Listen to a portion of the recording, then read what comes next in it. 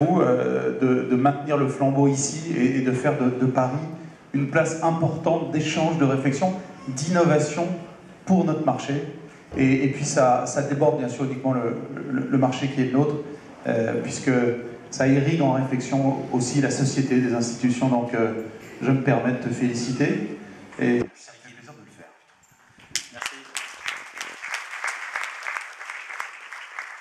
Alors, puisqu'on m'a donné quelques minutes, je voudrais, avec vous, non pas vous faire une présentation sur Facebook, mais plutôt profiter de ce temps qui m'est donné pour partager avec vous quelques idées sur l'essor de la vidéo et partager quelques réflexions sur, au-delà du volume que nous voyons prospérer, peut-être des changements un peu plus profonds qui se passent pour les entreprises, pour les utilisateurs, mais également pour les annonceurs, les agences et notre marché. Je ne suis pas venu, bien sûr, vous dire simplement que la vidéo est en plein essor. Ça serait évidemment stupide et assez limité, mais partager avec vous ces réflexions et notamment montrer à quel point elle envahit aujourd'hui l'ensemble des plateformes. Pour l'entreprise que j'ai l'honneur de représenter, vous voyez le chiffre s'afficher, c'est 1 milliard de vidéos qui sont vues par les utilisateurs chaque jour dans le monde aujourd'hui sur Facebook. Et si vous regardez la progression entre mai et juillet 2014, un temps finalement extrêmement court, la progression a été de 50%. Aujourd'hui, on peut le dire, Facebook est la deuxième grande plateforme vidéo du monde. Mais derrière simplement ces chiffres, cet essor assez impressionnant, je pense qu'il y a une réalité plus complexe qui est en train d'apparaître. Et si vous me permettez, je voudrais partager avec vous ces 3 idées. D'abord, un changement de nature de l'essor de la vidéo. Avec une idée, je vais y revenir, le développement des usages mobiles. Un deuxième changement extrêmement important, le changement de contexte. La vidéo, son essor, est en train de se propager sur l'ensemble des plateformes, et pas uniquement des plateformes vidéo. Et enfin, pour les marques et pour les agences, pour le marché, un changement également important de modèle, l'évolution du modèle de la monétisation. Alors la première idée que je veux partager avec vous, c'est certainement l'essor du mobile. Et l'essor du mobile change à la fois les modalités de production et de consommation de la vidéo. Si vous reprenez l'étude de Millward Brown, qui a été publiée au début de cette année, étude assez passionnante, on voit que sur la catégorie des 16-44 ans, dans les 30 principaux pays du monde, 65% du temps passé l'est sur des devices et sur des écrans mobiles. Au premier trimestre de cette année 2014, 21,5% des vidéos à travers le monde ont été vues sur un support mobile.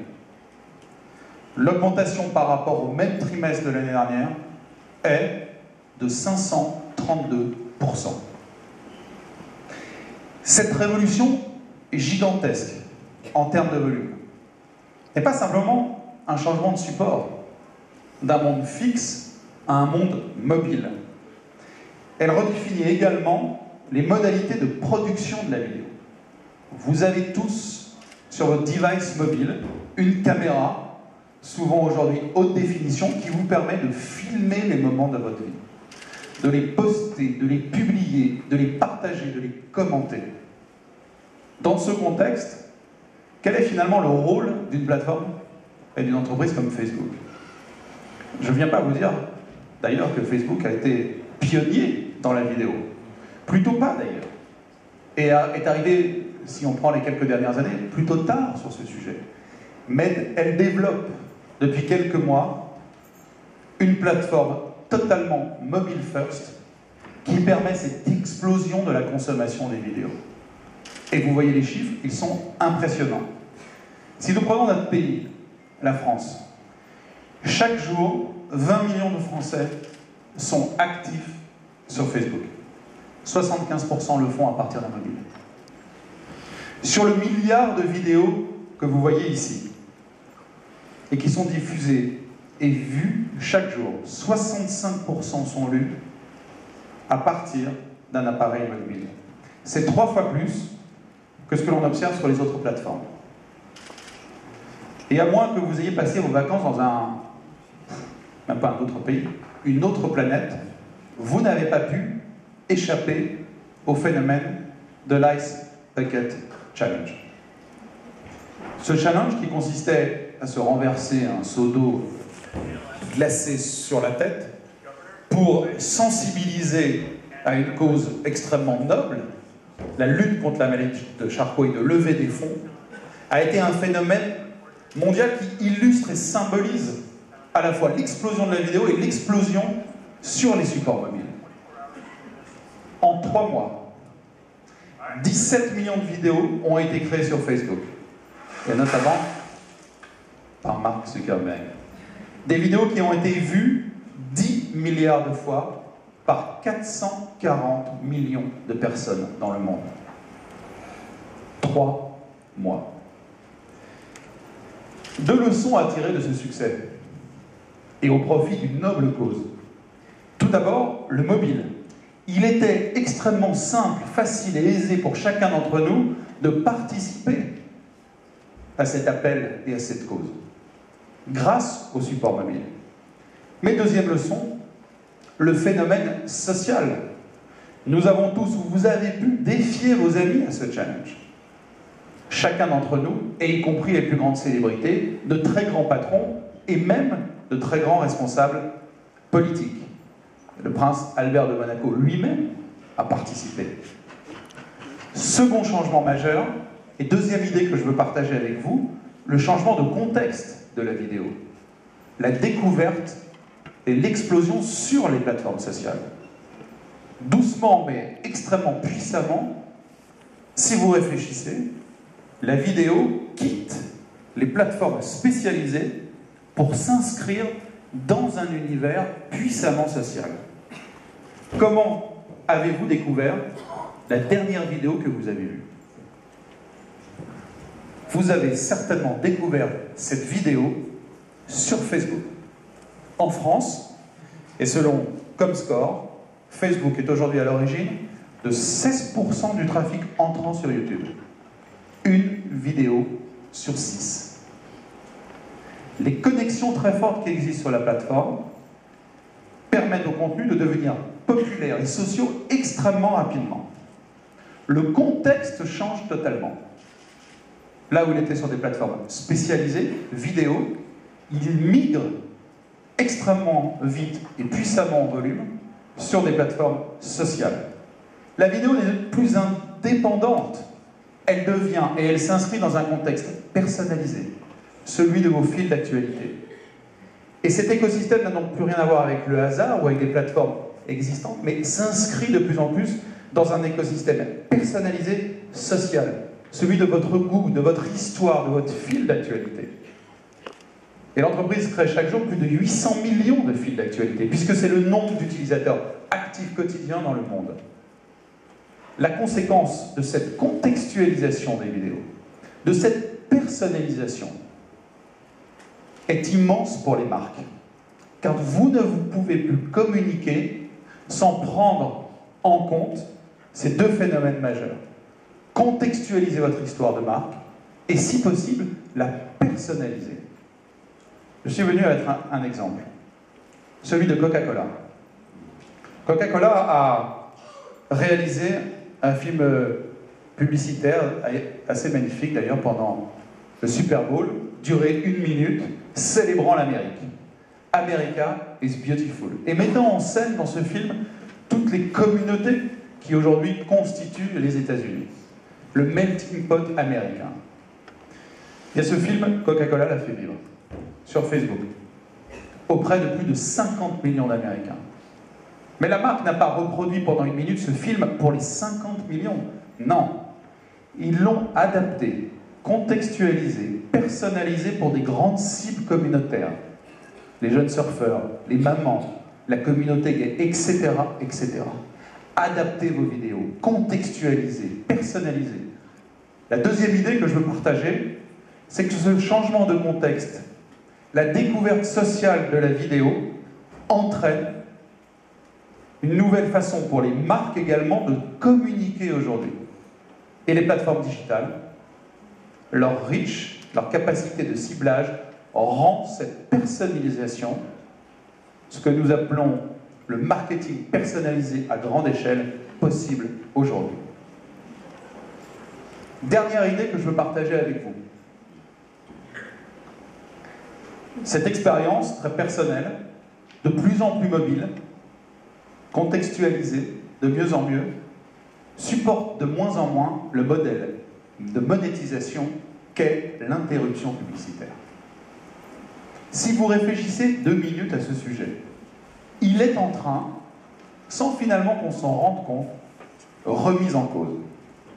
Interstitiel, pré-roll, mid-roll, overlay. Combien de fois, en tant qu'utilisateur, avons-nous attendu qu'une croix s'affiche en haut à droite pour passer le contenu de la marque? Combien de fois avons-nous péniblement compté 5 secondes pour cliquer ici? Ce modèle publicitaire est hérité de la télévision, la coupure publicitaire. Il vit encore, bien entendu. Mais est-il adapté à une consommation de vos vidéos, personnelles ou de marque, dans un monde personnalisé et mobile? Peut-on encore poser des barrières entre chacun d'entre nous et les contenus que nous voulons visionner sur ces supports-là? Je crois que dans la consommation mobile, sur quelques centimètres carrés, le modèle de monétisation de l'interruption publicitaire est, disons-le diplomatiquement, puissamment challengé. Il faut inventer pour les marques, mais aussi pour chacun d'entre vous, de nouvelles façons, moins interruptives, plus éco-ergonomiques de consommer la vidéo. Comment y répondre? Nous avons testé, chez Facebook, depuis désormais plusieurs mois, et ici dans notre pays, en France, les nouveaux produits de lecture automatique de la vidéo, l'autoplay. Nous l'avons d'abord donné à utilisation généralisée pour chacun d'entre vous.